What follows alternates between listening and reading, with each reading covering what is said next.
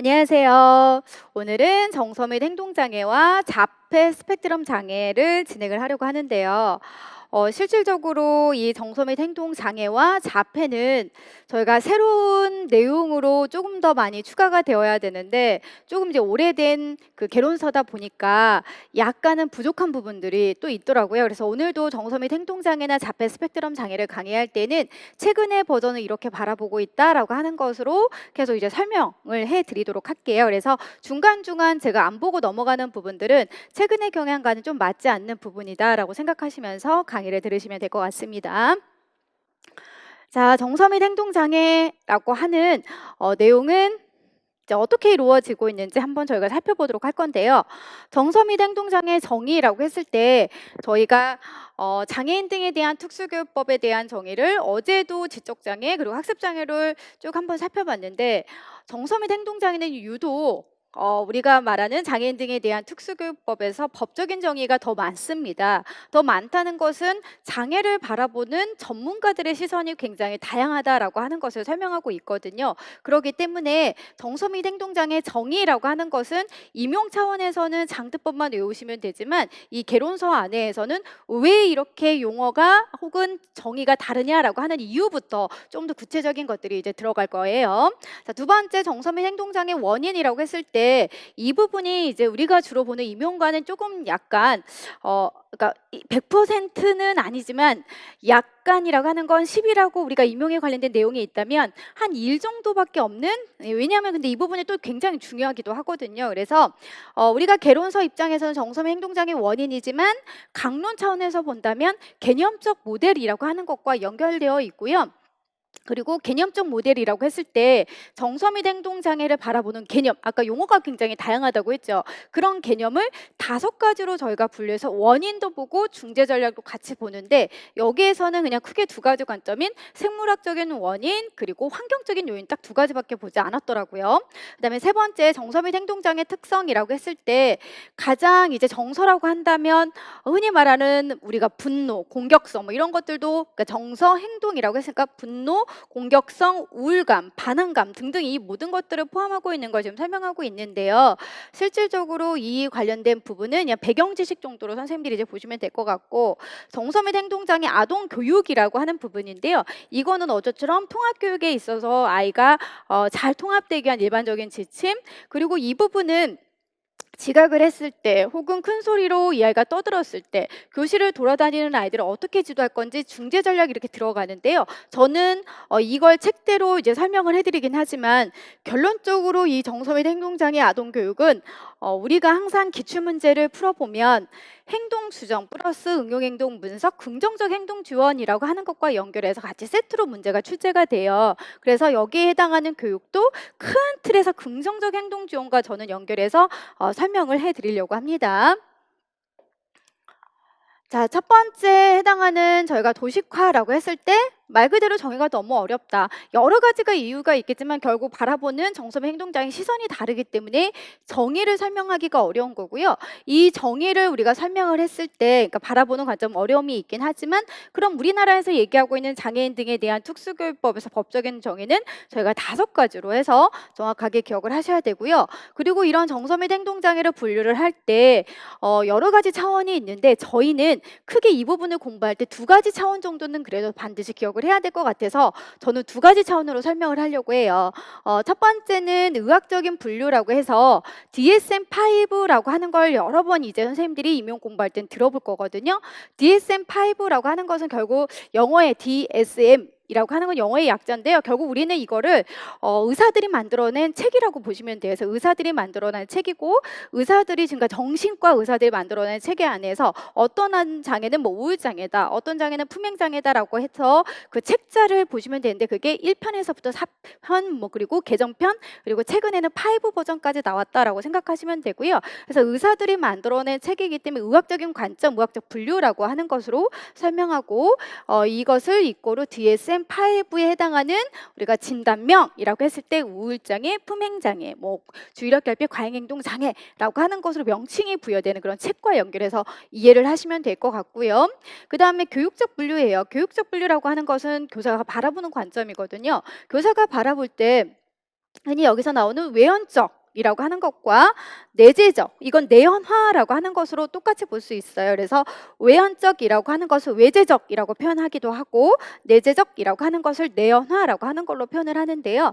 이 외연화라고 하는 것은 아이 행동이 겉으로 드러나는 거예요. 그래서 친구를 때린다든지 교실을 돌아다닌다든지 뭐 반항적인 행동을 한다든지 물건을 부순다든지 이런 행동 문제를 보이는 아이들이고요. 그리고 내재적 행동 문제는 위축되어 있고 그리고 대부분 얘는 보면 우울감이 있는 아이 뭐 이러한 것들을 대부분 불안감도 있고 이러한 아이들을 우리가 내재적 행동 문제라고 하는데요. 그래서 교육적 분류는 결국 교사의 관점에 있어서 외연적인 아이의 특성이 드러나면 외연적 분류가 되는 거고 불안, 우울 같은 그런 증상 등이 있는 아이들은 내재적 분류라고 설명하기도 합니다. 그래서 시험 문제는 의학적인 분류에 해당하는 장애 명칭을 쓰라고도 하기도 하고 교육적인 분류에서 사례를 두고 이 아이가 외연적인 아이인지 내연적인 아이로 분류가 될 건지 그런 분류를 하는 부분도 문제가 출제가 되기도 합니다.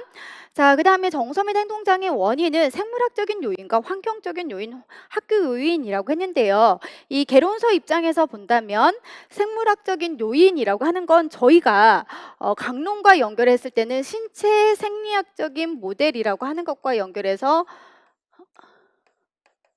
글씨가 엉망이죠. 예, 신체 생리학적인 모델인 거고요. 결국 태어날 때부터 이 아이가 그런 정서 행동에 관련된 문제를 타고난 기질과 연결한 게 이제 대표적인 것이다라고 보시면 되는 거고 환경적 요인, 학교 요인을 따로 분리하진 않고요. 저희는 이 환경적 요인 안에 학교 요인이 포함해서 살펴보기도 하거든요.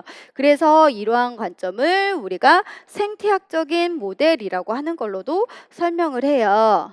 생태학적인 모델. 그리고 이제 공부를 하신 분들은 생태학적인 모델이라고 한다면 브루펜 브레너의 이론적인 거에서 미시체계에서부터 나중에 시간체계와 관련된 부분들을 공부를 하셨을 것 같긴 한데요. 이 책은 말 그대로 너무 개론서 입장이기 때문에 두 가지 모델 안에서 설명을 하고 있지만 실제 시험 문제는 이 두 가지보다 플러스 세 가지가 더 추가적인 5가지로 해서 공부를 하거든요. 그래서 일단은 저희가 개론서이긴 하지만 강론까지 연결을 볼 때는 배경 지식 정도는 그래도 설명을 해드린 게 좋을 것 같습니다.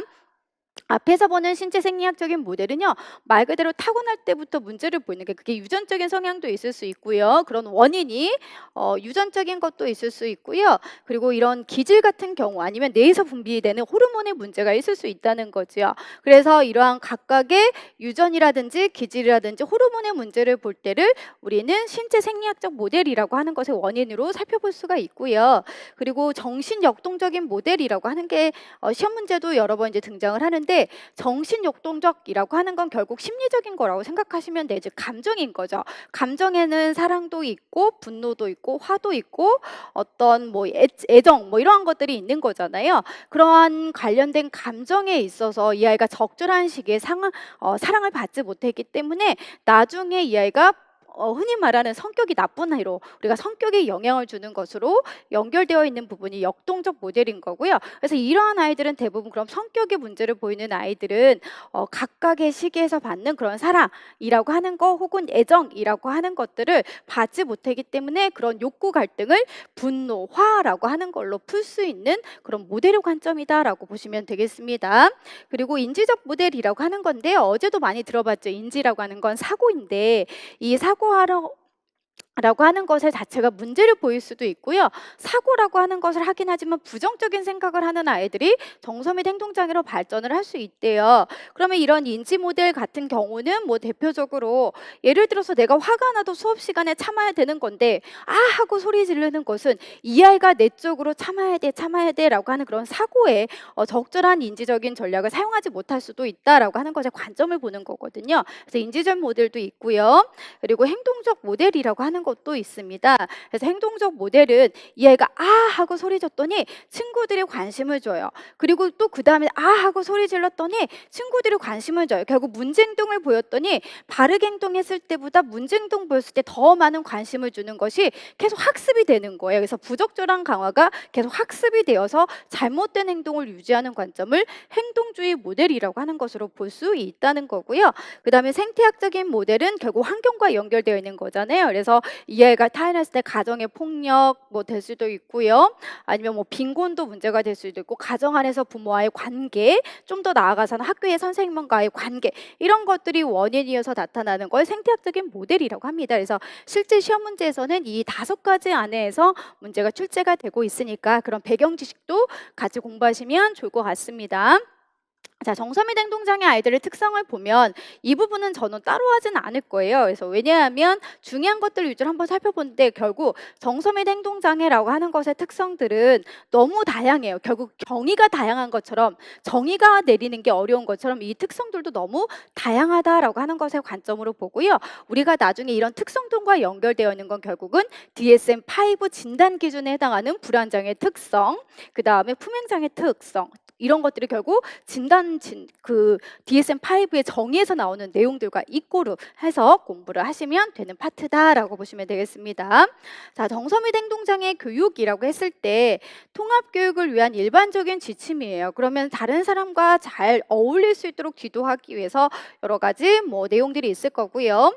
특히 우리는 이 파트에서는 문제행동을 지도하고 사회적인 기술을 지도하고 학습 준비 기술이라고 하는 것들을 설명하고 있지만 기본적으로 이것은 너무 개론서 입장에서 뭐뭐 하면 좋다라고 하는 것에 쉽게 이제 접근했던 방법들의 내용들이 있는 거고요. 저는 이 부분을 이제 설명을 할 때 혼자 단독으로 나오는 건 아니기 때문에 항상 교육적인 측면에서 본다면 행동 수정이라고 하는 거, 혹시 행동 수정이 뭐냐면요, 우리가 이제 많이 들어볼 건데 아이가 아 하고 소리 질러요. 그럼 너 하지 마 라고 얘기해요. 그럼 선생님이 무서우니까 하지 않겠죠. 결국 아 하고 소리 지른 이 후속 결과에 있어서 교사가 대처하는 건데요. 그러한 대처하는 것이 바람직하지 못한 행동을 했을 때 그 행동을 나타나지 않도록 해주는 뭐 차별 강화라든지 소거, 뭐 반응 대가, 뭐 이런 것들을 대부분 우리가 행동 수정이라고 얘기를 하는데, 그러한 것들은 굉장히 또 비윤리적이라는 뭐 비판을 받기도 하죠. 그래서 좀 더 과학적으로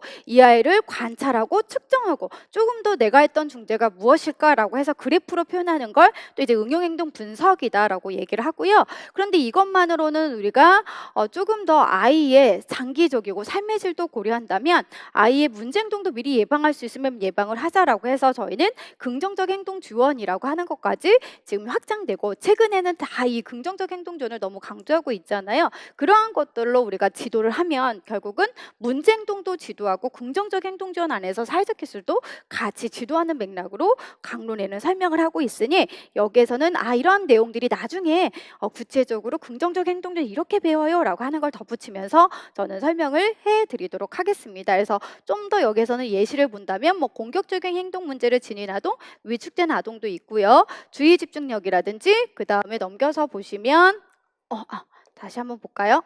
다시 한번 보시면 조직의 반응 정확도인데요. 여기서 나오는 여러 세부적인 것들이 겹치는 게 이제 많을 거예요. 겹치는 게 많더라도 선생님이 이거 중요하다고 했다는 것은 결국 시험 문제 많이 나오는 용어니까 그것만이라도 계속 머릿속에서 기억하고 있으면 좋겠다라고 하는 걸 생각하면서 내용을 보시면 좋을 것 같습니다. 이제 구체적인 본문의 내용으로 들어가 볼게요.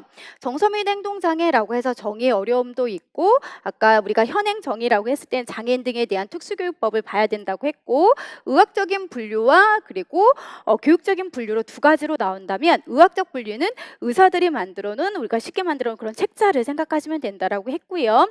우리가 장애 진단명을 부여할 때 그걸 대부분 의학적 분류를 활용한 DSM-5를 사용을 하는 거고, 교사의 관점이라고 한다면 교육적 분류에서 외연적인 아이, 내재적인 아이라고 하는 것의 관점으로 아까 설명을 드렸습니다. 자, 내용부터 한번 볼까요?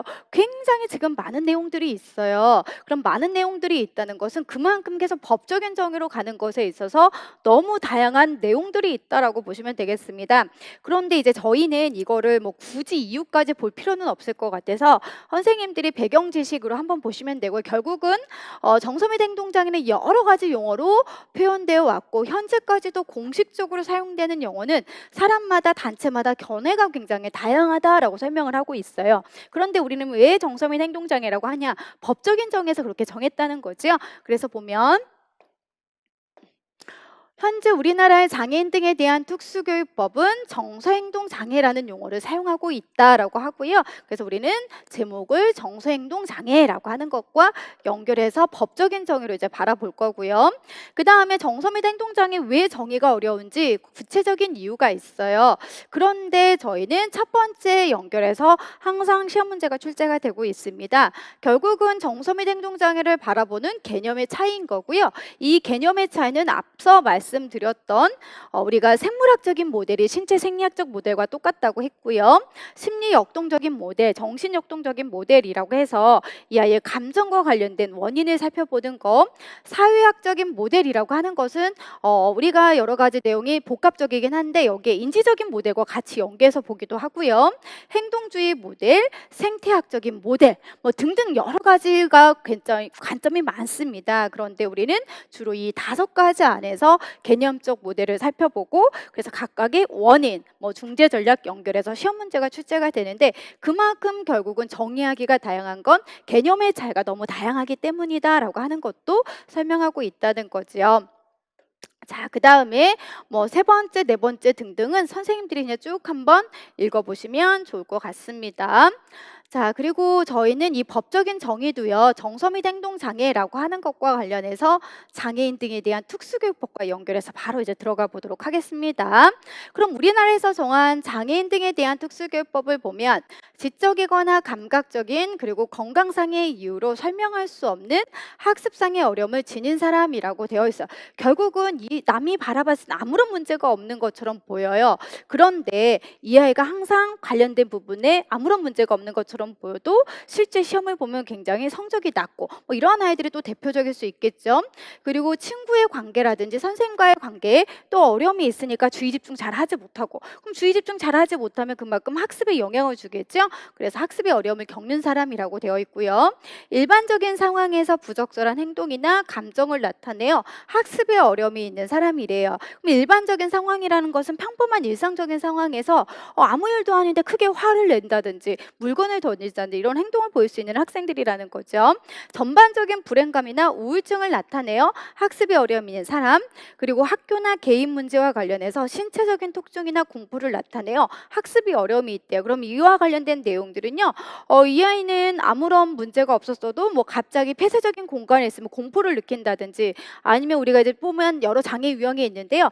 여러 사람이 있는 데에서 잘 어울리다가 땡땡아 나와서 한번 발표해보자라고 한다면 사회적 공포증처럼 여러 사람이 있는데 말하는 것에 대한 뭐 두려움을 느낀다든지 특정 사물의 공포를 느낀다든지 뭐 여러 가지에 해당하는 장애들이 연결되어 있습니다. 그런데 보면 이러한 장애인 등에 대한 특수교육법에서 어떤 사람은 지닌 사람, 어떤 사람은 겪는 사람, 어떤 사람이 있는 사람 또 여기 또 내용이 결국은 정서 및 행동장애 바라보는 관점이 다르니까 이런 용어 하나하나에서도 여러 가지 뭐 차이가 있는 거구나. 그럼 우리는 이제 어쩔 수 없어요. 이거 왜 그래요가 아니라 그냥 법에서 이렇게 정해놨으니까 있는 그대로 선생님들은 또 기억을 하셔야 된다는 거죠. 그래서 첫 번째 정서 및 행동장애 정의라고 하는 파트에서는 우리가 개념적인 모델에 굉장히 차이가 있다. 이건 나중에 원인과 연결되어 있는 거고 장애인 등에 대한 특수교육법이라고 하는 것의 5가지 사항을 다 일단은 기억해야 되고 있어야 된다는 거. 그다음에 정서 및 행동장애 분류라고 되어 있는데 여기에서는 이제 볼게요. 정서 및 행동장애를 분류하기 위해서 가장 많이 사용되는 분류 체계는 미국 정신의학, 결국 정신과 의사들이 만들어낸 협회라고 생각하시면 되고요. 거기서 편찬한 책이라고 생각하시면 돼요. 근데 여기서는 DSM-4TR인데요. 우리는 4TR로 보지 않고 5 버전으로 봐요. 근데 이 책에서는 대부분 4TR 버전으로 많이 실려 있긴 하더라고요.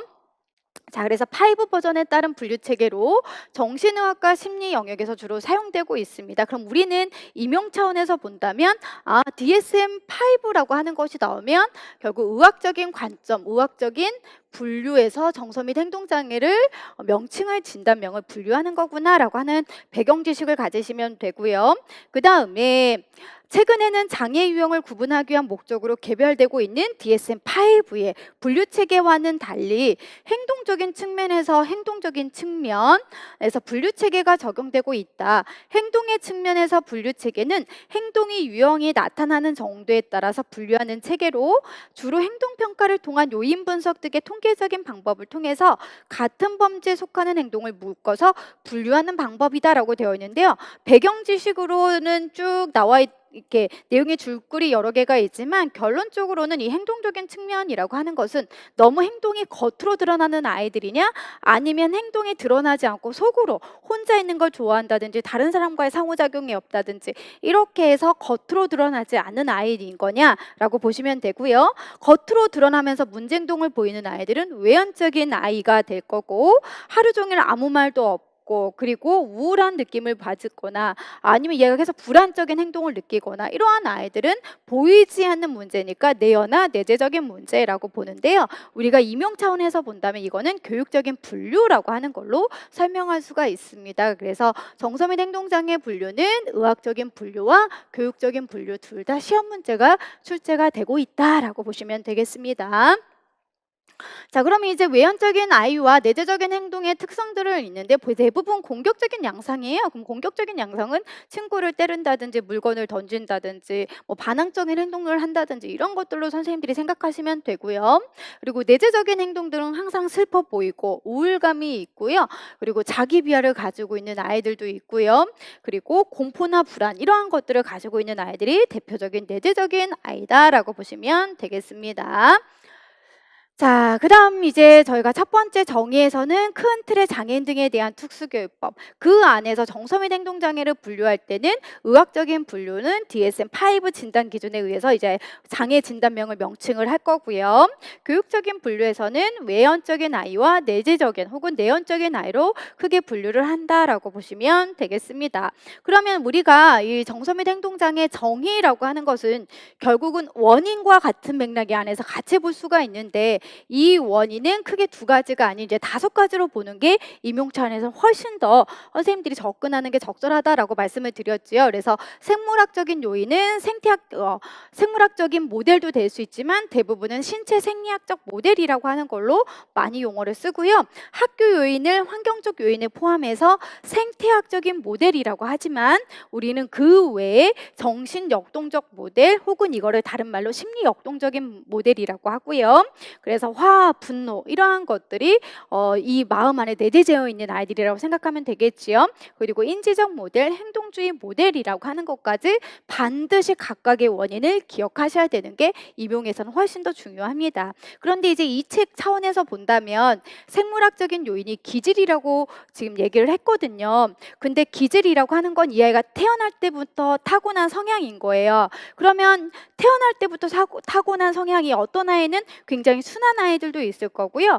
어떤 아이는 약간 발달이 느리지만 결국은 적절한 순한 기질로 우리가 바뀌는 그런 아이들을 더딘 기질, 느린 기질이라고도 하는데, 정서 및 행동장애라고 하는 차원에서 본다면 까다로운 기질, 난기질을 주로 얘기해요. 대부분 우리는 이 까다로운 기질, 난기질 아이들은요 수면이 불규칙적이고요. 그리고 자주 짜증내고 많이 울기도 해요. 그리고 굉장히 환경에 적응하는데 민감하게 보이는 아이들이 있죠. 이러한 아이들을 대부분 우리는 까다로운 기질을 가지고 있는 아이입니다. 그리고 뭐 예를 들어서 순한 아이는 엄마가 안고 있다 잔 것 같으면 금방 침대에서 눕히는데, 어떤 아이는 이렇게 안고 있다가 잔 것 같으면 침대에 눕히려면 또 울고 그리고 집에서 얌전히 있던 아이가 이제 밖에 한번 외출하려고 하는데 밖에 있는 또 낯선 환경이면 또 울고, 이렇게 해서 환경에 민감한 아이들이 대부분 까다로운 기질인데, 이런 까다로운 기질이 나중에 정서 및 행동장애로 굉장히 발현될 수 있다라고 하는 것으로 바라보는 관점이라고 보시면 되겠고요. 환경적인 요인은 말 그대로 가정이라고 하는 건 부모 아니면 형제자매의 상호작용에서 원인이 된 건 학교 자체 선생님과의 관계, 지역사회 자체 환경의 문제를 저희가 같이 살펴보시는 게 훨씬 더 적절하다라고 보시면 되겠습니다. 자, 여기서 보면 행동적인 원인에서는 크게 3가지인데 계속 얘기하지만 이건 이제 배경 지식 정도에서 선생님들이 읽어보시면 좋을 것 같고요. 생물학적인 요인이라고 하는 것으로 볼 때는 이제 볼게요. 이 아이가 타고날 때 유전, 그 다음에 신경학적인 생화학적인 요인이라는 건 뇌에서 분비되는 호르몬과 연결해 선생님들이 보시면 되겠습니다. 그래서 대부분 생물학적인 신체 생리학적 모델 첫 번째 원인은 유전이다. 뇌에서 분비되는 신경학적인 그런 호르몬이다. 세 번째를 아까 우리가 기질과 연결해서 한번 살펴봤었거든요. 그래서 넘기면 물론 있겠지만 그냥 같이 연결해서 해보면 기질이라고 하는 것 자체가 원인 세 가지에서 바라보시면 되는 거고요. 그 다음에 이제 기질 이제 나오죠. 기질이라고 하는 것은 말 그대로 출생 시부터 지니고 태어나는 행동. 그래서 어떤 아이는 쉬운 아동이에요. 그래서 어떤 환경에 적응하도 울지도 않고 잘 방긋방긋 웃고 이런 아이들. 그리고 다루기 어려운 아동을 우리가 까다로운 아동, 아까 난기질을 가지고 있는 그런 아동이다라고 보시면 되는 거고요. 이러한 특히 아이들 중에서 우리는 까다로운 기질, 난기질 아동을 정서민 행동장애로 발전할 수 있는 그런 아이의 성향이라고 보는데 여기서 보시면 이제 난기질, 까다로운 기질이라고 하는 아이가 정서 및 행동장애를 일으키는 성향을 지닌 것으로 대부분은 주장하고 있구나라고 설명하고 있습니다.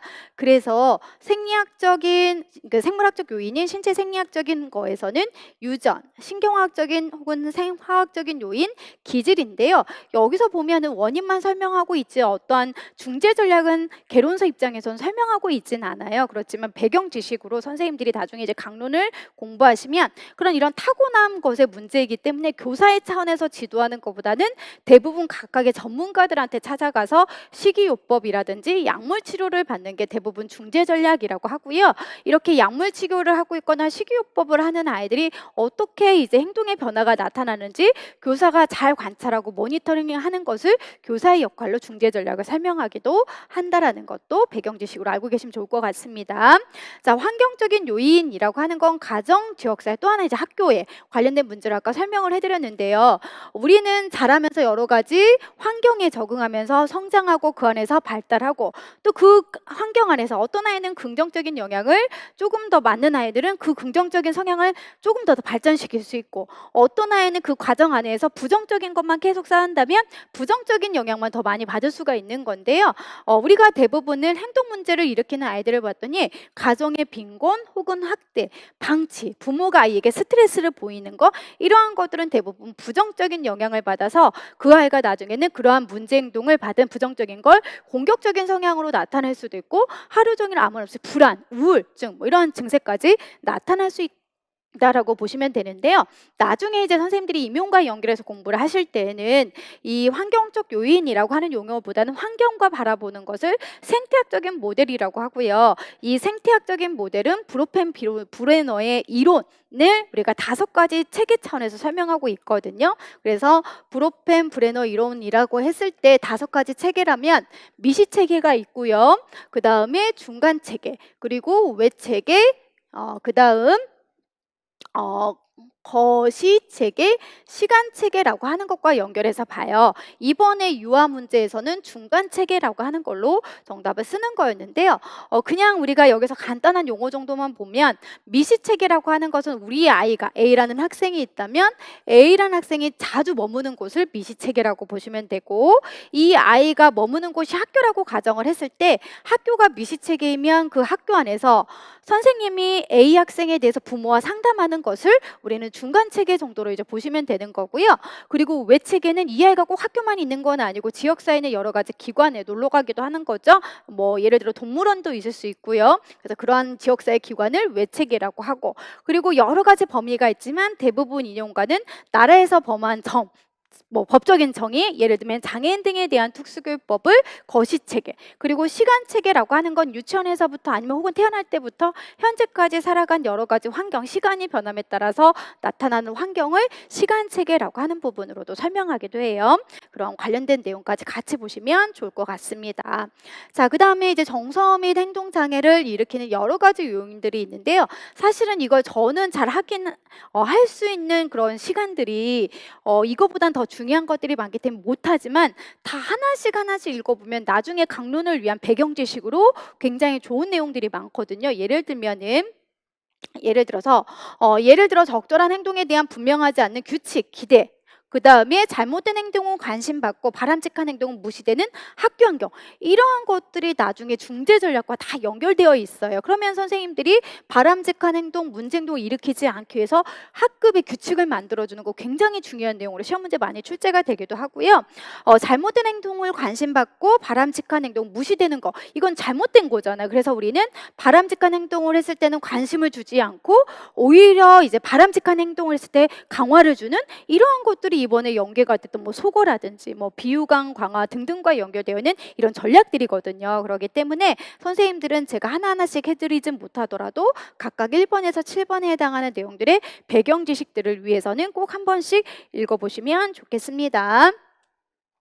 자, 그리고 정서및 행동장애라고 하는 것을 우리가 예방하기 위한 효율적인 분위기란 조성인데요. 아까랑 똑같은 맥락이에요. 그래서 저희는 두 가지 정도만 한번 체크해서 이어서 한번 살펴볼 거예요. 학교의 전반적인 규칙, 기대, 결과의 인간성, 긍정적 학교 분위기, 그 다음에 뭐 여러 가지가 있지만 대부분은 이거를 아우르는 것을 우리는 학교 차원의 긍정적 행동 지원이라고 하는 것과 연결해서 볼 수가 있거든요. 그래서 흔히 우리 아이가 아 하고 소리 질렀을 때 이 아이에 해당하는 문제 행동의 원인을 파악하고 여러 가지 중재 전략을 찾는 게 뭐 긍정적 행동 지원이라고 한다면 학교 차원에서는 개별 학생만 보지는 않고요. 일단 모든 학생들을 대상으로 학급의 규칙, 그래서 대부분 선생님들이 학교에 다녔을 때 기억을 해보면 우리 반 규칙, 학교 규칙이라고 하는 것이 있거든요. 먼저 규칙이라고 하는 걸 놓으면 수업 시간에 떠들지 않는 거, 그럼 떠들지 않는 게 규칙이니까 그걸 지켜야 되는 건데 우리 아이들은 그런 규칙을 또 잘 지키지 않을 수도 있다는 거죠. 그래서 우리는 그러한 규칙을 정확하게 뭐 지킬 수 있도록 해주는 것뿐만 아니라 학교 자체가 굉장히 수용적이고 따뜻한 분위기고 긍정적으로 갈 수 있도록 해주는 거여서 대부분 이분도 이 해당하는 것들도 다 기출에 연결되어 있는 그런 맥락적인 내용이다라고 보시면 되는 거고요. 그걸 나중에 선생님들이 임용과 연결했을 때는 학교 차원의 긍정적 행동 지원, 그 중에서도 1차 예방, 2차 예방, 뭐 3차 예방 이런 식으로 구체적으로 한번 공부를 하실 수 있는 그런 파트다라고 보시면 되겠습니다. 자, 정서 및 행동장애 특성이라고 하는 것이 있는데요. 이 특성이라고 하는 것을 살펴볼 때 지능, 사회 정서적인 특성, 행동적인 특성이 있습니다. 제가 이 부분을 설명을 해드릴 때 앞에 큰 도식화에서는 선생님 이런 특성들은 어차피 진단 기준, 즉 DSM-5라고 하는 것에 안에서 다 내용이 나온다라고 말씀을 드렸었거든요. 그렇게 이꼬르로 생각하시면 되는 거고요. 지능은 저희는 따로 보지 않고 학업 성취도 따로 보진 않도록 할게요. 그럼 여기에서 이제 관련된 내용만 한번 살펴보시면 대부분 정서 및 행동장애 아동이 학교에서 흔하게 보이는 여러 가지 문제 행동 등이 있대요. 자주 결석하거나 지적하는 거. 그래서 나중에 선생님들이 이제 임용을 공부하다 보면 품행장애 아이에 해당하는 진단명이 이제 나올 거예요. 그럼 이런 품행장애 아이들은 가장 많이 나타나는 게 결석을 자주 해요. 이런 것들이 이제 또 나오기도 하고요. 그리고 과제를 완성하지 못하거나 아니면 엉터리로 뭐 과제를 제출하는 것들도 있고요. 특히 교사에게 불순한 말을 하는 아이들이 있어요. 그럼 이제 이거는 결국 교사나 부모에 대해서 반항하는 행동 뭐 이렇게 또 연결해서 적대적 반항장애 등등과 또 연결되어 있을 수 있는 그런 내용들도 있고요. 그래서 여기 있는 내용들도 계속 우리는 배경 지식으로 반드시 읽어 놓으셔야 나중에 강론에서 혹은 임용 공부할 때 진단 기준 내용들을 조금 더 쉽게 다가갈 수 있을 것 같습니다. 사회 정서적인 특성이라고 하는 것이 있는데 결국 우리 아이들은 사회 정서적이라는 건 결국 여러 사람과 어울렸을 때 어떻게 보면 자기의 속마음을 감추고 같이 어울릴 수 있도록 해주는 그런 감정을 숨기는 것도 있을 수 있고요. 어떻게 보면 눈치가 있을 수 있는 거잖아요. 그런데 그런 것들 우리 아이들은 또 없을 확률이 훨씬 더 높은 거죠. 그래서 진단 기준이라고 하는 거 안에서 지금 계속 우리는 4TR로 보지 않고 5 버전으로 본다라고 했고요. 이렇게 사회적인 혹은 정서적인 특성 안에서는 뭐 불안장애가 있다라고 되어 있는데 이 불안장애라고 하는 거 안에서도 저희는 좀 더 구체적으로 공부를 앞으로 선생님들이 임용해서는 할 건데요. 그중에 우리가 불안장애 중에서도 범불안장애라고 하는 것이 있습니다. 그래서 범불안장애는 우리가 끊임없이 뭐한다? 걱정, 또 걱정, 불안하고 떨림이 있는 거고 이런 것들을 이제 선생님들이 5 버전에서 공부를 하셔야 되고요. 기분장애라고 하는 것은 우울장애를 얘기해요. 우울증, 쉽게 말하면 이제 우울증인 거잖아요. 근데 이런 우울증이라고 하는 것들도 그냥 큰 틀의 우울증보다는 대부분 우리가 조금은 세부적으로 볼 때 주요 우울장애라고 하는 것도 이제 앞으로 들어보실 거고요. 파괴적 기분 조절 장애라고 하는 것도 들어볼 거고, 지속성 우울장애 뭐 이렇게 좀 더 세부적으로 살펴보는 부분이 있습니다. 자, 반항장애라고 하는 것은 적대적 반항장애, 반항장애인데요. 다른 사람에게 물건을 던지거나 때리거나 이렇게 해를 끼치지는 않는데 굉장히 자주 화를 내고 반항하고요. 순종적이지 않은 아이들을 우리는 반항장애라고 하는 걸로 진단명을 부여할 수가 있습니다. 그리고 이제 품행장애라고 하는 것은 거의 비슷한 특성이 있는데요. 얘는 적대적 반항장애보다는 더 심각한 아이인 거거든요. 그래서 다른 사람에게 해를 끼쳐요. 그러면 다른 사람을 신체적으로 때린다든지 물건을 던진다든지 혹은 모든 사람들이 지켜야 되는 규칙도 위반한다든지 이러한 특징적인 것이 있는데 우리가 임용 차원에서 본다면 이 두 가지를 비교하는 게 기존의 문제 패턴에서는 굉장히 많이 출제가 됐었다라고 보시면 되겠습니다. 정실분열증은 저희는 따로 보진 않을 거고요. 뚜레장애 혹은 뚜레증후군이라고 하는 것도 있는데 저희는 조금 더 깊이 한번 들어가 보도록 할게요. 우리는 틱장애라고 하는 것을 들어보신 분들도 있을 거예요. 틱장애라고 하는 것을 볼 때 이 틱은요, 크게 우리는 두 가지 특성으로 나타낼 수가 있어요. 하나는 운동틱이라고 하는 게 있을 거고요. 하나는 음성틱이라고 하는 것이 있습니다. 운동틱이라고 하는 것은 근육이 움직이는 걸 생각하면 되거든요. 물론 계속 어깨를 이렇게 움직이는 것도 있지만 눈을 깜빡거리는 거 이러한 것들도 다 운동틱이라고 얘기할 수 있고요.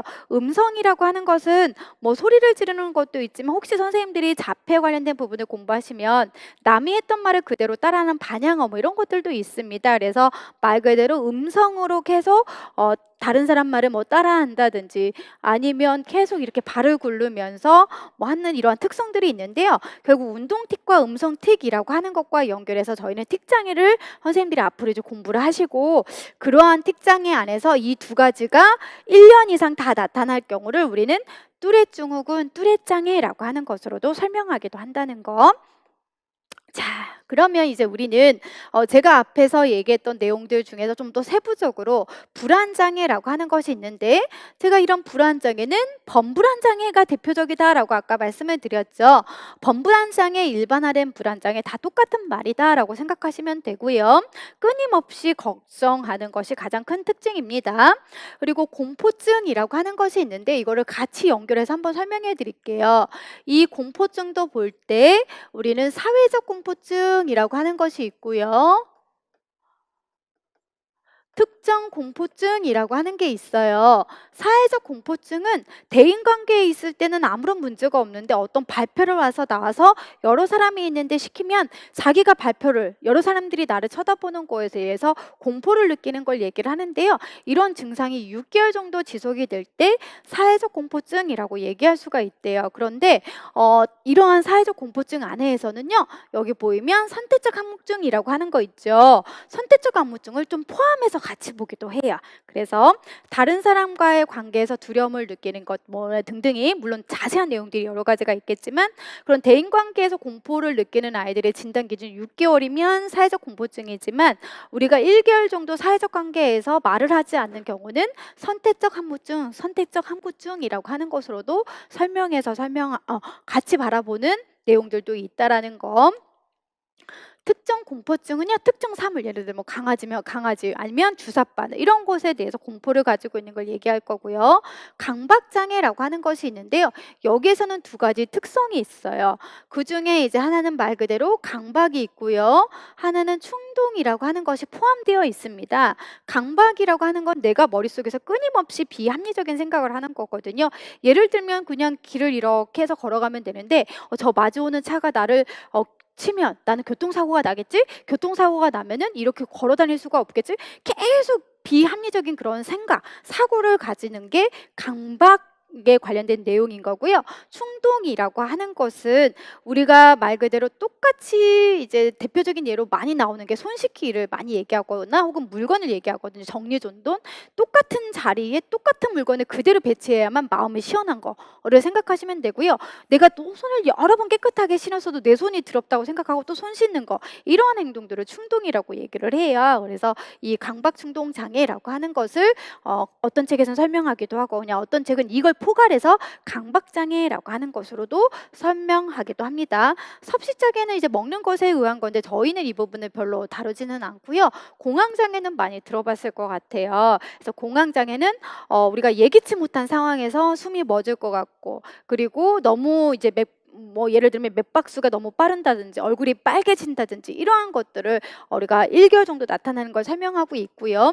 외상후 스트레스라고 하는 장애도 들어보셨을 거예요. 한번 충격적인 경험을 겪는 거죠. 예를 들어서 내가 교통사고를 당했으면 말 그대로 이런 부정적인 경험을 했기 때문에 말 그대로 차에 대해서 공포를 느끼고, 그런 게 또 나한테 또 다시 한번 교통사고 나면 어떡하지? 라고 하는 것들에 스트레스를 가지는 걸로 생각하시면 되겠습니다.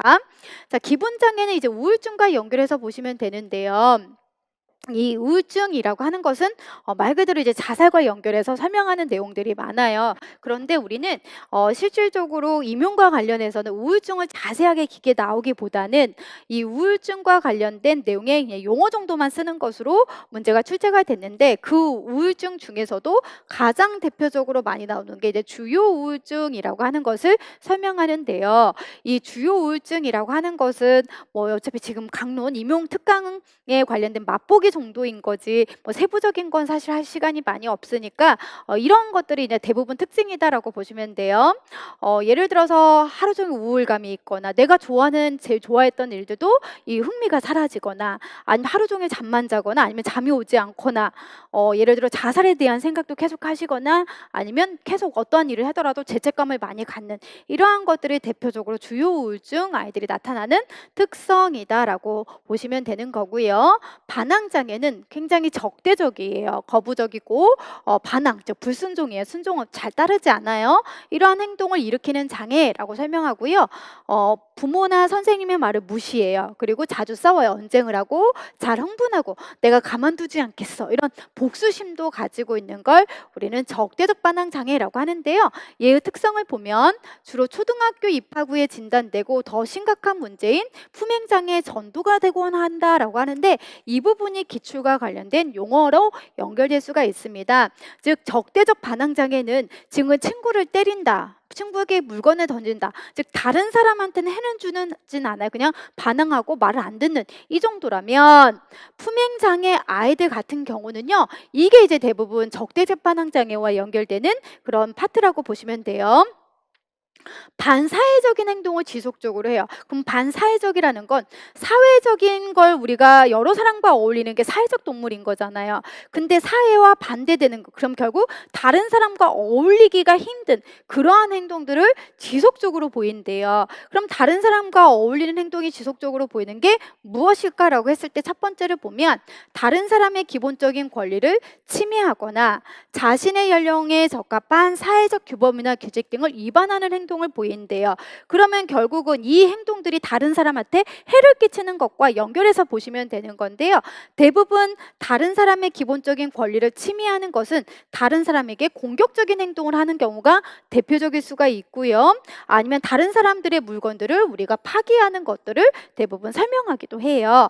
그 다음에 자신의 연령에 적합한 사회적 규범이나 규칙을 위반한다라고 하는 것은, 우리가 다른 사람과 연결했을 때 거짓말하면 안 되는 거고요. 그리고 학교에서는 8시까지 등교하면 그런 규칙이 있는 건데, 그런 규칙들을 어기면 안 되는 거잖아요. 그래서 항상 품행장애라고 하는 것과 적대적 반항장애를 비교한다면, 품행장애는 다른 사람의 기본적인 권리를 침해하거나 연령에 적합한 규범이나 규칙을 위반하는데, 적대적 반항장애는 그 두 가지까지는 아니구나. 그래서 품행장애 나타나기 전에 미리 한번 이런 증상을 나타내는 아이들을 우리는 전조, 즉 이미 품행장애는 아니지만 품행장애 아이들을 조사를 해봤더니 그 이전에 부모님한테 예를 들어서 흔히 말하는 거 말 안 듣고 잘 흥분하고 복수심도 가지고 이런 것들이 한번 있었다라고 하는 걸 저희가 전조라고 설명하기도 한다는 거.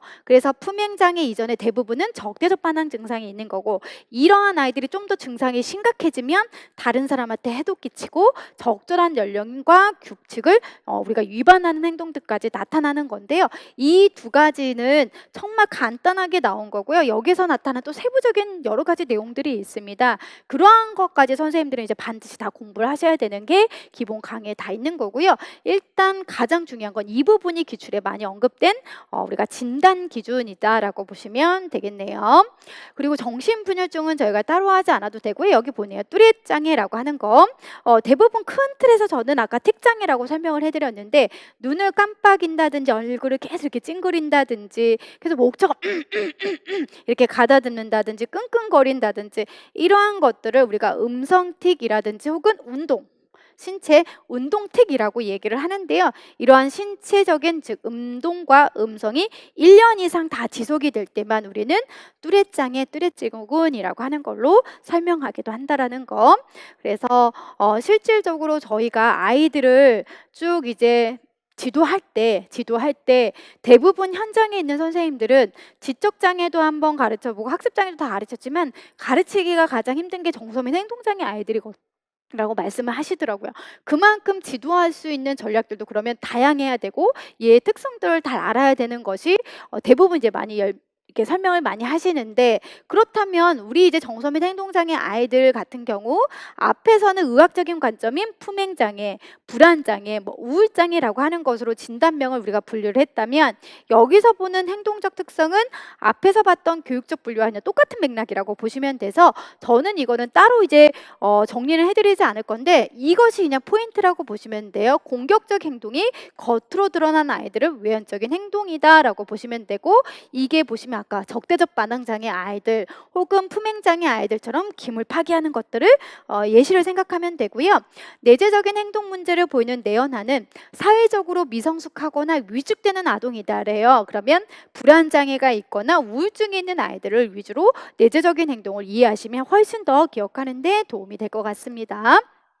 자, 그래서 정서 및 행동장애 특성이라고 하는 것의 내용은 여기까지만 할 거고요. 결국은 이제 교사의 지침이라고 하는 것이 나오는데 실질적으로 우리가 아까 현장에서 이러한 아이들을 다루기가 많이 어렵다고 말씀을 드렸잖아요. 그렇다면 교사의 입장에서는 학년기의 모든 아동이 시기적으로는 서로 달라도 어느 정도의 부적절한 행동을 보인다는 사실을 먼저 인식하고 문제 행동이 아동의 학업 성취나 교우 관계, 교사의 관계 또는 교수 프로그램의 진행을 심각하게 방해하는지를 고려를 해야 되는 게 이제 교사의 역할인 거고요. 또 교사는 아동의 문제 행동이 얼마나 오랫동안 지속적으로 발생하는지 관찰을 해야 된다.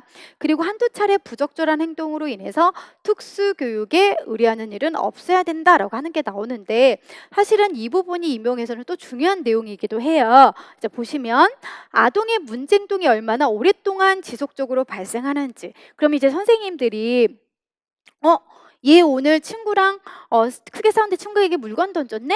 이거 딱 한 번만 보고 얘 의심스러워요. 특수교육 나중에 대상자로 선정해 주세요 라고 하면 안 되는 거잖아요. 일반 교사가 이 아이가 속해 있는 이 학급에 속해 있는 이 A라는 학생을 지속적으로 관찰하고 이 아이가 문제 행동을 몇 번 보이는지 빈도라든지 그 해당하는 시간, 지속 시간이라든지 여러 가지 문제 행동이 일어나는 복합성이라든지 이런 거 아니면 이 아이가 보였던 문제 행동이 예를 들면 강도라든지 이런 것을 보고 의뢰를 해야 되는 것으로도 연결할 수가 있습니다. 그래서 이 부분은 이제 나중에 임용과 관련해서 선생님이 공부하실 때는 일반 교사가 일반 아이들과 비교했을 때 특수교육 대상자를 의뢰할 때는 어떤 것들을 주로 봅니까? 라고 얘기한다면 문제 행동을 보이는 지속시간, 빈도, 강도 등과 연결하는 그런 부분이기도 한다라고 생각하시면 되겠습니다.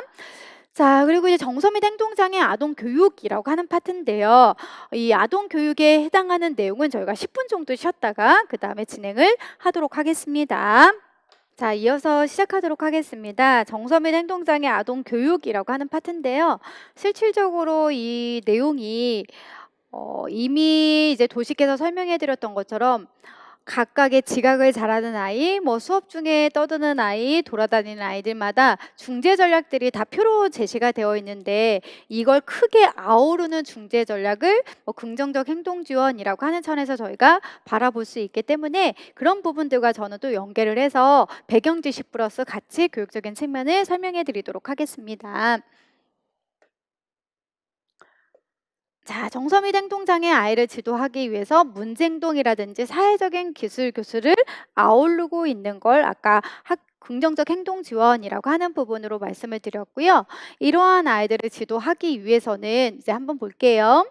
결과적으로 이 책에서 서술하고 있는 정서및 행동장애의 세부적인 문제 행동에 대한 교수 방법은 정서및 행동장애 아동뿐만 아니라 모든 장애 아동의 문제 행동을 다루기 위한 교수 방법이라고 하는데, 이것을 아우르고 있는 것을 우리는 긍정적 행동 지원이라고 하는 것으로 설명할 수 있다는 거, 조금은 배경 지식으로 아까 아이가 문제 행동을 보였을 때 잘한 행동에 대해서는 칭찬하고 그렇지 못한 행동에 대해서는 뒤로 가 서 있어, 밖에 나가 있어, 뭐 이러한 것들의 지도 전략을 행동 수정이라고 한다면, 이러한 것들은 너무 비윤리적이기 때문에 아이 행동이 소리 지르는 행동 몇 번 일어났지, 내가 지도했더니 어떤 효과가 나타났지라고 하는 걸 그래프로 옮기는 걸 우리가 응용 행동 분석, 그 모든 걸 아우르고 있는 게 긍정적 행동 지원이라고 했습니다. 그러한 방법들은 꼭 정서및 행동 장애 아이들뿐만 해당되는 건 아니고요. 긍정적 행동 지원과 아니면 아이의 행동을 지도할 때 지적 장애로 나오는 사례들도 있었었고, 지체 장애 다 같이 아우르는 것이 굉장히 중요하게 이제 설명하고 있는 교수 방법이다라고 보시면 되겠습니다. 자, 통합교육을 위한 일반적인 지침이라고 하는 것이 있는데요. 이 지침 중에서도 저는 두 번째를 이제 설명을 해드리려고 해요. 체계적인 행동 조절을 위해서 교사는 먼저 목표 행동을 확인하고 목표 행동과 관련된 아동의 현행 수준에 관한 자료를 수집한 뒤 교수의 효과를 평가하기 위해서 추가 자료를 수집하고 교수의 지속적인 시행 혹은 수정을 결정하게 된다. 이때 세 가지 유형의 목표 행동이 선정될 수 있다. 바람직한 행동을 증가시킬 수도 있고요. 바람직하지 못한 행동을 감소시킬 수도 있고, 아니면 새로운 행동을 학습시킬 수 있다라고 하는 것을 이제 설명하고 있는데요. 대표적으로 이제 선생님들이 목표 행동이라고 한다면 예예요. 예를 들어서 수업 시간에 이 아이가 수학 문제를 보니까 수학 문제를 많이 틀려요. 그럼 선생님들이 20개 수학 문제 중에서도 1개, 2개 맞는 아이를 우리는 20개 다 맞도록 지도할 거예요. 그럼 그러한 행동들을 증가시키기 위해서, 즉 우리가 말하는 뭐 수학 문제라든지 아니면 받아쓰기라든지 뭐 이러한, 아니면 숙제를 잘한다든지 바람직한 행동을 증가시킬 수 있도록 해주는 내용들은요, 나중에 이제 선생님들이 공부하시면 강화라고 하는 용어를 들어볼 거고, 뒤에도 이제 여러 번 나와요. 강화, 바람직하게 우리가 행동을 증가시키는 강화. 그 안에서 이 강화도요, 개별적으로도 줄 수도 있지만 모두만에서도 우리가 집단으로도 줄 수 있거든요. 그걸 우리는 집단 강화라고 하는 것으로도 설명할 수가 있어요. 그 다음 토큰 제도라고 하는 게 있는데요. 토큰 제도라고 하는 것은 아이가 예를 들어서 내가 뭐 5개 정도 쿠폰을 모았을 때 원하는 물건과 교환할 수 있도록 해주는 그러한 대표적인 걸 토큰 제도라고 할 수 있고요. 그리고 행동 계약이라고 하는 것도 있어요. 그래서 행동 계약은 해당하는 바람직한 행동을 이 아이가 완수하도록 교사와 학생이 이렇게 계약서를 작성해서 사인하는 그러한 전략이거든요. 그래서 대부분 바람직한 행동을 증가시키는 건 강화, 집단 강화, 토큰 제도, 행동 계약이라고 하는 것으로 설명하고 있고요. 그다음에 부적절한 행동의 감소라고 하는 것은 바람직하지 못한 행동은, 즉 예를 들어서 수업 시간에 돌아다닌다든지 소리 지르는 건 바람직하지 못한 거니까 계속 그 빈도는 줄여줘야 되겠지요. 그래서 수학 시간에 예를 들어 소리 지르는 행동을 10번 정도 보였다면 이 아이는 나타나지 않을 수 있도록 목표 행동을 정했다라고 한다면, 결국 이 행동을 감소하기 위해서 대표적으로 많이 쓰는 걸 저희는 차별 강화라고 하는 전략이 있어요. 그래서 차별 강화는요, 그 안에 여러 가지 또 전략들이 있지만 큰 틀에서는 바람직한 행동에 대해서는 우리가 강화하지만 바람직하지 못한 행동에서는 강화하지 않아요. 그럼 이 아이가 바람직한 행동에서 더 칭찬받고 싶으면 바람직한 행동만 더 많이 할 수 있는 거잖아요. 그래서 차별 강화도 있고요. 그리고 바람직하지 못한 행동을 이 아이가 했을 때 우리는 이 아이에게 관심을 주지 않아요. 이러한 것들은 대표적인 속어 될 수 있고요. 그 다음에 이제 반응 대가라고 하는 것이 있어요. 반응 대가라고 하는 것은 내가 예를 들어서 그 전에 여러 번 칭찬을 받았기 때문에 쿠폰, 즉 스티커를 여러 개 모았어요. 그런데 수업 중에 소리 지르면 그 내가 받았던 쿠폰을 하나씩 교사가 빼앗는 거, 이러한 것들을 반응 대가라고 보시면 되고요. 잘못된 일을 했을 때 그냥 너 여기서 교실 뒤로 가서 서 있어. 뭐 밖에 나가게 서 있어. 이런 것들도 타임아웃이라고 하거든요. 이러한 것들은 대부분 부적절한 행동을 감소시킬 때 많이 사용하는 방법이고, 새로운 행동을 학습할 때 쓰는 전략들이 있어요. 그거는 우리가 크게는 행동 형성이라고 하는 것이 있고요. 그래서 새로운 행동을 만들 때 한꺼번이 아닌, 예를 들어서 이 아이가 지금 5분밖에 앉아있지 못하는 아이를 수업 시간은 40분이니까 40분 동안 앉아있을 수 있도록 목표 행동을 정했단 말이에요. 그러면 바로 오늘 5분 앉은 아이가 내일 40분을 앉아있을 수는 없잖아요. 그래서 5분, 10분, 15분, 20분 이렇게 행동을 점진적으로 변화시켜주는 걸 행동 형성이라고 얘기할 수가 있습니다. 그 다음 행동 연세라고 하는 게 있어요. 행동 연세는요, 흔히 말하는 우리가 어제 들어봤던 과제 분석이라고 하는 것과 연결되어 있다라고 했고, 어제 강의처럼 과제 분석이라고 하는 건 하나의 행동인 연필을 잡기 위해서는 여러 가지 복합적인 행동이 있어서 손을 뻗는다, 연필을 짚는다, 제자리에 가지고 온다, 뭐 글씨를 쓴다, 이렇게 여러 작은 단위로 나누는 걸 과제 분석이라고 하고요.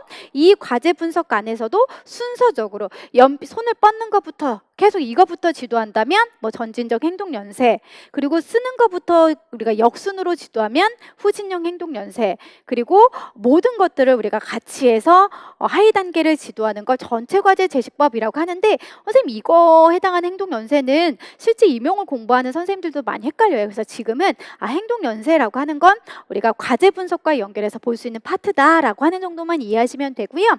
그 다음 촉진과 용암이라고 하는 게 있어요. 촉진과 용암이라고 하는 것은요, 이 아이가 스스로 하지 못해요. 그럼 예를 들어서 글씨를 쓰려면 스스로 연필을 잡고 써야 되는 건데, 이게 어려우면 신체적으로 교사가 같이 잡아서 적어주기도 하고요. 아니면 예를 들어서 모델을, 이 선생님처럼 연필 잡고 써봐, 모델을 보여주기도 하고요. 혹은 땡땡아 다시 한번 연필을 잡아볼까 해서 언어적으로 도움을 주기도 해요. 그러한 것들을 우리가 흔히 이제 바람직한 행동, 새로운 행동을 지도할 때 누군가가 계속 도와주는 걸 촉진이라고 한다면, 도와주는 것을 계속 하다 보면 의존성이 생길 수 있죠. 그럼 이 아이가 뭐 해야 돼요? 스스로 할 수 있는 독립적인 것들은 할 수가 없거든요. 그럼 우리는 촉진, 도와줬으면 스스로 하게끔 뭐 해야 돼? 그 도움을 점진적으로 제거해서 스스로 할 수 있도록 해줘야 된다라고 하는 용암과 연결해서 같이 볼 수가 있습니다. 그래서 큰 단위만 설명을 해드렸지만, 여기서 뻗어나온 전략들은요, 유초중 할 것 없이, 즉 유아 특수, 초등 특수, 중등 특수 할 것 없이 매년 임용에 출제가 되고 있는 내용이다라고 보시면 되겠습니다. 그래서 뒤에 나오는 전략들도 다 여기에서 뻗어나오는 것과 관련되어 있는 거 보시면 되고요. 그 다음에 저희는 세 번째를 보시면, 이러한 정서 및 행동장애 아동을 효과적으로 교수하기 위해서는 기능적인 진단 절차를 적용하도록 강조하고 있고, 이러한 기능적인 행동 진단은 아동의 행동이 어떤 기능을 지니는가에 대한 체계적인 정보를 수집함으로써 적절한 행동 중재를 계획하고 지원하게 해주는 방법으로 과학적인 기반의 실제로서 그 효과와 타당성이 입증되고 있다라고 하는 내용이 있는데요. 이것도 이제 굉장히 중요한 거예요. 그래서 예를 들면 똑같아요. 아까처럼 아 하고 소리 지른 아이를 소리 지를 때 우리는 얘를 그냥 쳐다봐 주지 않아요. 이렇게 관심을 주지 않는 거는, 예를 들어 속어라고 한다면 우리는 아 하고 소리 질러요. 왜 이렇게 소리 지르지? 왜 그럴까? 선생님한테 관심 받고 싶어서? 친구한테 관심 받고 싶어서? 아니면 과제가 힘들어서? 아니면 여기 있는 이 온도가 너무 이 아이에게 더웁나? 이런 것들로 우리가 설명하고 있는 관점이 우리는 결국 기능이라고 하는 걸로 보는 거고요.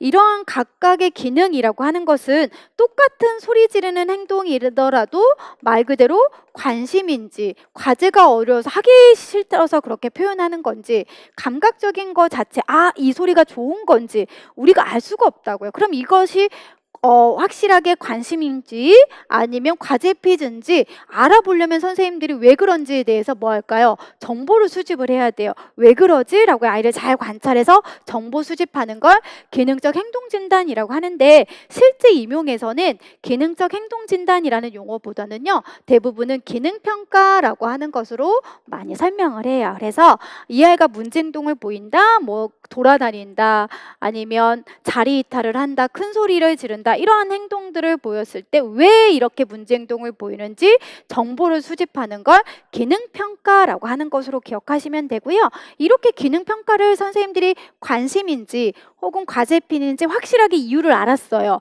그러면 선생님들이 이 아이에게 관심을 우리가 주면서 적절하게 행동하는 것들을 중지하면 되는 거잖아요. 이 중재를 할 때 어제 제가 체크해드렸던 게 뭡니까?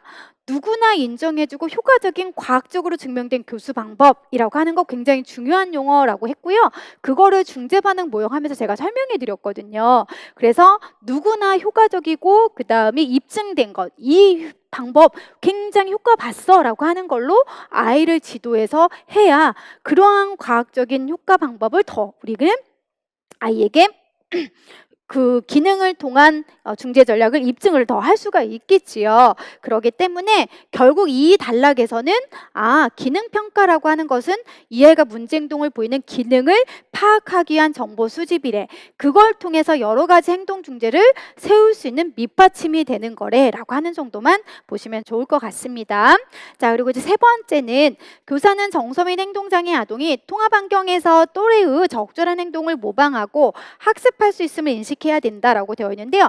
흔히 이거를 이제 모델링, 모방, 관찰학습 이런 식으로 보거든요. 어제 역시 우리가 지적장애에서도 봤던 것처럼 아이가 아 하고 소리 질렀는데 네가 좋아하는 친구 한번 볼까? 네 친구는 수업 중에 소리 지르지 않아 라고 해서 소리 지르지 않는 친구를 칭찬해주면 이 아이도 그 모습을 또 보고 나도 저 친구처럼 소리 지르지 않고 선생님한테 칭찬받고 싶다라고 하는 것을 그대로 따라할 수 있도록 해주면 되는 거잖아요. 그래서 우리가 앞에서 봤던 이런 중재 전략, 그리고 여기서 나왔던 기능평가에 대한 설명, 모델링은 거의 매년마다 기출이 되고 있는 굉장히 중요한 내용이다라고 분석하시면 되는 거고요. 그리고 우리 아이들을 할 때 중재 계획을 위한 지침이라고 해서 여기서는 중재 수행 가능성, 중재 일관성, 자료 수집 방법 이렇게 굉장히 많은 내용들을 이제 설명하고 있는데 이것들을 저희는 조금 더 큰 틀에서 세 가지 범주로 제가 설명해서 해드리도록 할게요. 그럼 아이가 문제 행동을 보였을 때 기능을 파악을 했고 그 기능을 파악을 할 때 나는 중재, 교육을 할 거란 말이에요. 이 교육을 우리는 큰 관점에서는 선행사건 중재라고 하는 용어도 있고요. 그 다음에 두 번째는 대체기술 교수, 세 번째는 후속 결과에 대한 중재 이렇게 바라보고도 있어요. 그러면 선행사건 중재라고 하는 것은 뭔지 잠깐 예시를 들어 설명해 드리도록 할게요. 예를 들어 아까 이 아이가 왜 이렇게 수업 중에 소리 지르지?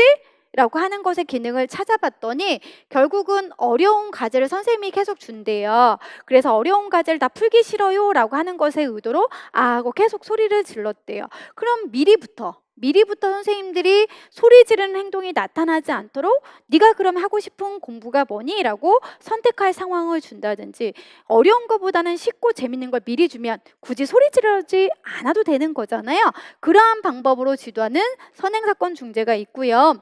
대체기술 교수라고 하는 건 뭐냐면요. 하고 소리는 문제 행동 대신에 네가 원하는 게 무엇인지 우리가 파악을 해서, 즉 파악한다는 건 동등한 기능을 파악을 해서 바람직한 걸로 교체시켜주는 거거든요. 그러면 이 아이에게 하고 수업 시간에 어려운 거 문제 주었을 때 소리 지르지 말고 손을 한번 들어볼까? 손을 들어서 선생님 어려워요 라고 하는 걸로 표현하거나 아니면 어렵다는 그림카드를 네가 들면 선생님이 바로 문제를 바꿔주면 돼. 그럼 굳이 소리 지르지 않아도 되는 거잖아요. 그런 대체기술 교수도 있고요. 그리고 후속결과 중재라고 하는 것은 앞에서 봤던 이런 내용들을 다 이제 후속결과라고 해요. 그래서 강화 써도 되고 차별 강화 써도 되고 이러한 전략들을 쓸 수 있어요. 그래서 실제 임용을 할 때에는 이 세 가지 전략에 포함되는 내용들이 훨씬 더 중요하고요. 여기에서는 이런 세 가지 중재를 하기 위해서는 수행 가능성이 있는 건지 정말 아이의 나이에 맞는 건지 그리고 예를 들어서 말 그대로 관심을 얻을 수 있는 건지 과제피에 대한 걸로 설명할 수 있는 건지 여러 번 내가 일관성 있게 할 수 있는 건지 이러한 것들이 어떤 배경 지식이다라고 보시면 되겠습니다. 그래서 이거는 저는 따로 하지는 않도록 할게요. 자, 그다음 반가로 이번에 문제행동 지도라고 하는 건데, 이 문제행동 지도라고 했을 때 아까 봤던 여러 가지 전략들이 계속 임용과 연결되어 있는 거고요. 이 중에서는 특히 이제 학급을 운영하는 교사가 문제행동은 수업의 진행을 방해하는 데 굉장히 큰 거라고 해요. 장애 유무와 상관없이 품행 장애를 지닌 아동은 지각도 잘하고 아까 우리가 결석도 자주 한다라는 거 말씀드렸죠? 수업 중에 떠들거나 돌아다니는 등 부적절한 행동을 보이곤 한대요. 그럼 이러한 행동들을 아이를 지도하기 위해서는 학급의 규칙을 세우는 것도 있고요. 물리적 환경을 조절하는 것도 있대요. 그럼 물리적인 환경이라고 하는 것은요, 교사랑 가까이 뭐 자리 배치를 해준다든지 아니면은 뭐 이 아이가 좋아하는 것에 자료 뭐 접근성과 관련돼서 뭐 해준다든지 그런 공간과 연결되는 거 물리적 환경이라고 해요. 그리고 예방적인 절차, 그럼 예방적인 절차라고 하는 것은 아까 선생님이 얘기했던 관심이면 관심을 미리 주면 되는 거고 어려운 과제면 미리 쉽고 재밌는 것을 해주면 되는 거, 이런 걸 예방적인 절차라고 해요.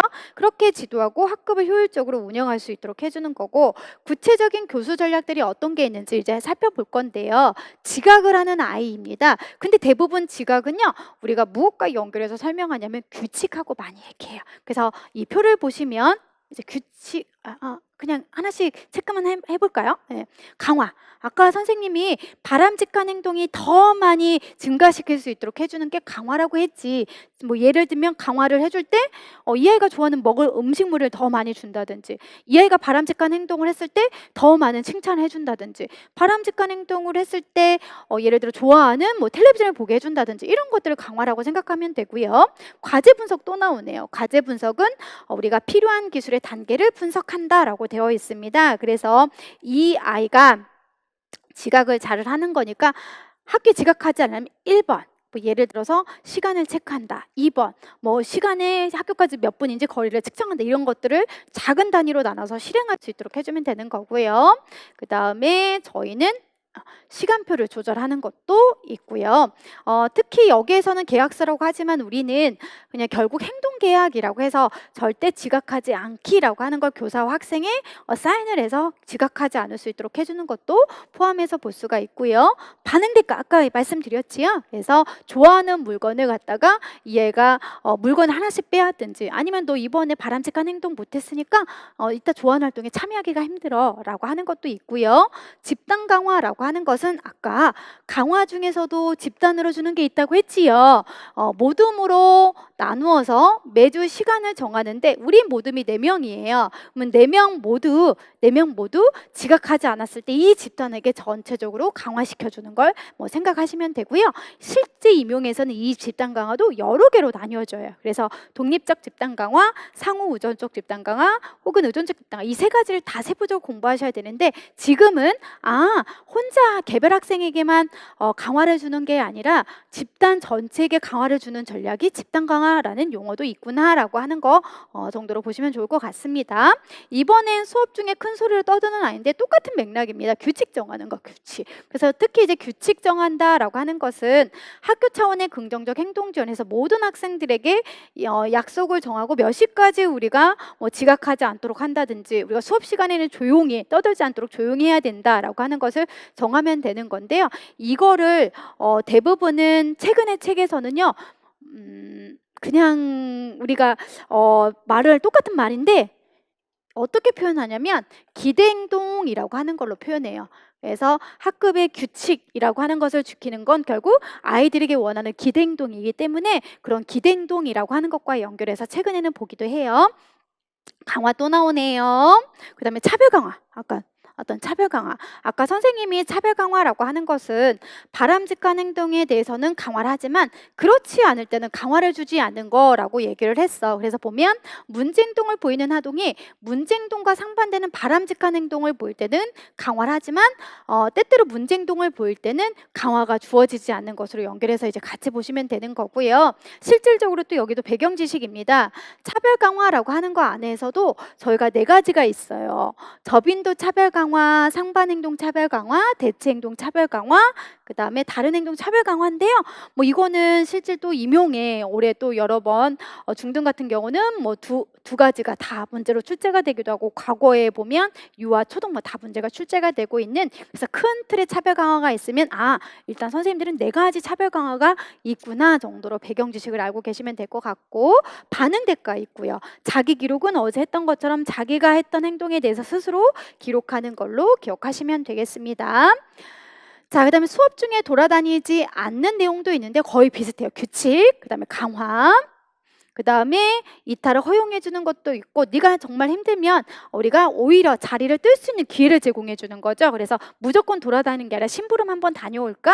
아니면 저기 있는 물건 한번 선생님한테 집어서 가져다 줄까? 이런 적절하게 우리가 이탈하는 방법들로 할 수 있는 거고요. 속어 나왔네요. 속어. 부적절한 행동의 발생을 감소시키기 위해서 속어 방법. 그래서 아동의 부적절한 행동에 대해서는 관심이나 강화도 제공하지 않고 적절한 행동을 했을 때 강화를 시켜주는 속어라는 전략도 있습니다. 뭐 자기 기록도 있고 타이머 맞춰서 해주는 것들도 있고요. 그래서 큰 틀의 문제행동 지도라고 하는 것은 아까 제가 말씀드렸던 세 가지 관점이라고 했을 때, 바람직한 행동을 증가시키는 거, 바람직하지 못한 행동을 감소시키는 거, 새로운 행동을 지도하는 거라고 하는 걸 첫 번째로 크게 설명해 드렸고, 두 번째는 기능평가라고 하는 것을 통해서 기능을 파악하면서 선행사건 중재, 대체기술 교수, 후속결과 중재라고 하는 것과 연결해서 했던 거 생각나시죠? 세 번째는 우리가 학교 차원에서 모든 학생들을 대상으로 지도하는 것들도 있더라라고 말씀을 드렸습니다. 그래서 실제 임용은 표대로 나오는 게 아니라 그 표에서 나타나는 접근에 해당하는 용어, 예를 들어 차별 강화면 그 차별 강화도 물어보기도 하지만 세부적인 것까지 더 자세히 우리가 물어보는 게 실제 임용 시험과 관련된 것이라고 이해하시면 될 것 같고요. 그다음에 사회적 기술은 결국은 사회적 기술이라고 했을 때 이게 사회는 결국 다른 사람과 계속 상호작용하는 거에 대한 거잖아요. 예를 들어 A라고 하는 친구와 B라고 하는 친구가 사이좋게 지내기 위해서는요, 반드시 적절한 사회적 기술이 필요해요. 그건 뭐냐면 친구 만나면 인사도 할 수 있어야 되고요. 친구가 슬퍼하면 너 왜 그래? 라고 해서 물어보기도 해야 되고요. 그다음에 나는 친구랑 좀 더 예를 들어서 지저분하게 하고 있는 것보다는 내 모습을 깔끔하게 하는 게 더 좋잖아요. 이건 자기 외모, 친구랑 얘기하다가도 화가 나면 화를 참을 수 있는 거, 이런 것들을 다 사회적 기술이라고 하거든요.